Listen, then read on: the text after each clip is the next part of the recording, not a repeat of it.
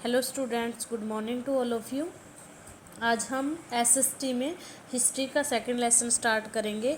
British शक्तियों का प्रसार यानी कि एक्सपेंशन ऑफ ब्रिटिश पावर्स। तो इसमें न्यू वर्ड पढ़ेंगे कार्नेटिक। कार्नेटिक क्या होता है? कर्नाटक का आधुनिक राज्य जो पूर्व में कार्नेटिक के नाम से जाना जाता था।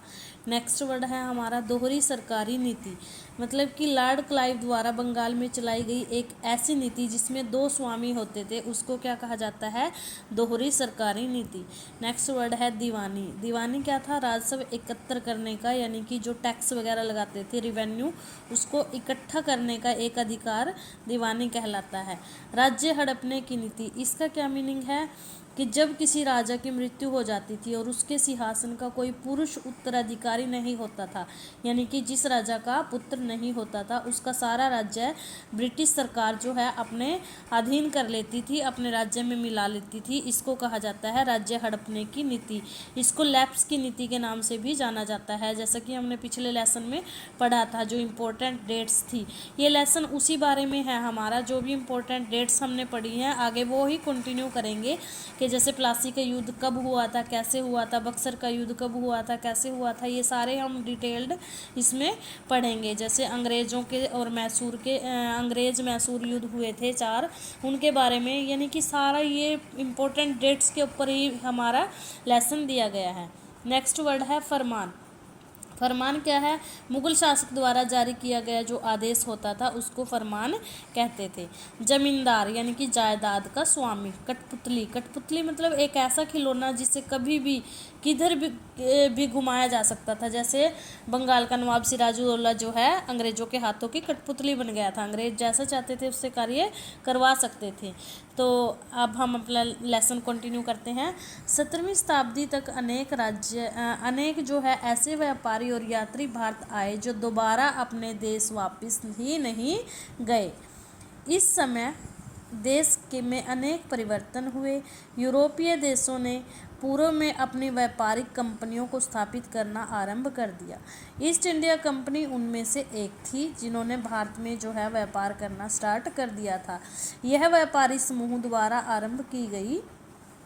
क्या आप जानते हैं कि ब्रिटिश सामान्यतः छोटे व्यापारियों के रूप में भारत आए थे? यानी कि ब्रिटिश जो है व्यापार करने के लिए भारत में आए थे, फिर धीरे धीरे उन्होंने यहाँ अपना राज्य स्थापित कर लिया, अपना शासन स्थापित कर लिया। फिर किस तरह उन्होंने अपना एक छत्र राज्य स्थापित किया, इस अध्याय में हम पढ़ेंगे कि किस प्रकार ब्रिटिश शक्तियों का प्रसार भारत में हुआ। व्यापारिक कंपनियों का आगमन। 17वीं शताब्दी के दौरान पुर्तगाल, हॉलैंड, इंग्लैंड, फ्रांस व डेनमार्क की कंपनियों ने भारत को अपने व्यापार का आधार बनाया। उन्होंने देश के विभिन्न भागों, मुख्यतः तटीय क्षेत्रों में अपने व्यापारिक केंद्र स्थापित किए और ये केंद्र जो है कारखाने कहलाते थे। जहाँ पे वो केंद्र स्थापित करते थे उन केंद्रों को कारखानों के नाम से जाना जाता है। नेक्स्ट है व्यापारिक प्रतिस्पर्धा यानी कि ट्रेड रिवैलरी। बहुत सी व्यापारिक कंपनियों में सामान जैसे कि मसाले, कपास, रेशम, नील व अन्य सामानों को खरीदने की स्पर्धा बनी रहती थी। ये सभी इन सामानों को भारत से बहुत ही कम मूल्य में, यानी कि कम रेट में इसको कम मूल्य में खरीदकर अपने यूरोप में ऊंचे दामों पे उसको बेचते थे। अपना व्यापार सुरक्षित रखने की होड़ में इन व्यापारिक कंपनियों के बीच युद्ध होते रहते थे और इसी समय पुर्तगाल, डच व डेंस इत्यादि भी व्यापारिक कंपनियां भारत में आई। अंग्रेज व फारसी भी भारत व यूरोप के मध्य व्यापार के उद्देश्य से ही भारत आए थे। नेक्स्ट है हमारा एंग्लो फ्रांस प्रतिस्पर्धा यानी कि एंगल फ्रेंच रिवैलरी। दो व्यापारिक प्रतिस्पर्धाओं के साथ दो व्यापारिक कंपनियों के बीच युद्ध होने लगे और इन युद्धों को सामान्यतः कर्नाटक युद्ध के नाम से जाना जाता है। ये युद्ध लगभग 20 वर्षों तक चले, यानी कि 1744 से 1763 तक। इसके बाद फ्रांसीसी भारत में अपना व्यापार स्थापित करने में सफल हुए और भारत में ब्रिटिश शक्ति को स्थापित करने का उनका रास्ता साफ हो गया।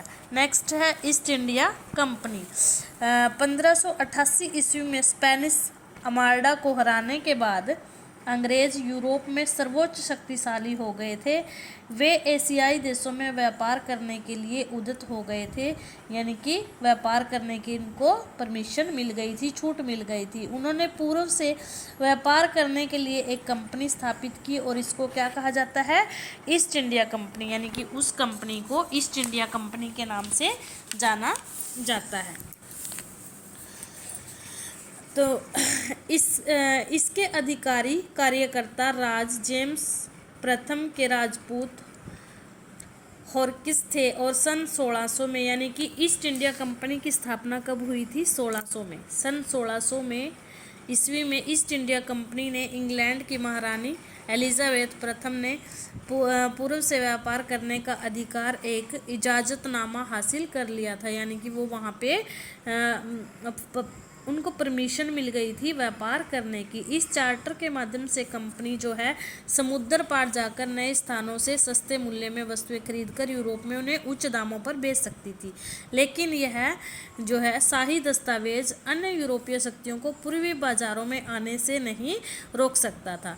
इंग्लैंड के जहाज़ों के पहुंचने से पहले पुर्तगालियों ने पहले से ही भारत में हिंद महासागर के पश्चिमी तटों पर अपने व्यापारिक केंद्र स्थापित कर लिए थे और 17वीं शताब्दी के प्रारंभ में डच और फ्रांसीसियों ने भी हिंद महासागर के तटीय कंपनियों पे जो है यानी कि वहाँ पे जो है अपने व्यापारिक केंद्र हिंद महासागर के तटीय क्षेत्रों में उन्होंने स्थापित कर लिए थे। और अब समस्या यह थी कि सभी कंपनियां एक जैसा सामान खरीदना चाहती थी।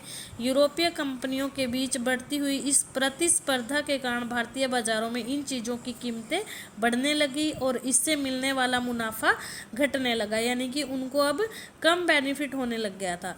अब डच व्यापारिक कंपनियों के फलने फूलने का यही एक रास्ता था कि वे अपनी प्रतिस्पर्धा कंपनियों को ख़त्म कर दे।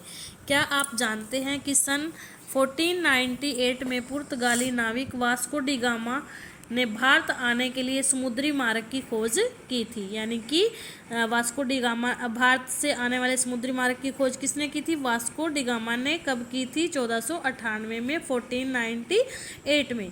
अतः बाजारों में अपने व्यापार को सुरक्षित रखने की होड़ में इन व्यापारिक कंपनियों के बीच युद्ध होने लगे और अपनी बस्तियों को किलेबंद करने और बाजारों में मुनाफा कमाने को इन कोशिशों के कारण उनके बीच जो है स्थानीय शासकों के बीच में भी, जो वहाँ पे स्थानीय शासक थे उनके बीच में भी युद्ध होने लगे। आइए जानते हैं कि यह किस प्रकार हुआ। तो आज के लिए इतना ही। ब्रिटिश बंगाल में, यानी कि जो हमारा नेक्स्ट आगे लेसन रहता है वो हम नेक्स्ट लेक्चर में कंटिन्यू करेंगे। आज के लिए इतना ही। आपने ये केयरफुली रीड करना है और इसमें जो भी डिक्टेशन आपको डिफ़िकल्ट लगते हैं उनको आपने कॉपी में राइट करके देखना है, रफ कॉपी में, और फाइंड आउट करना है उनको। Thank you, have a nice day.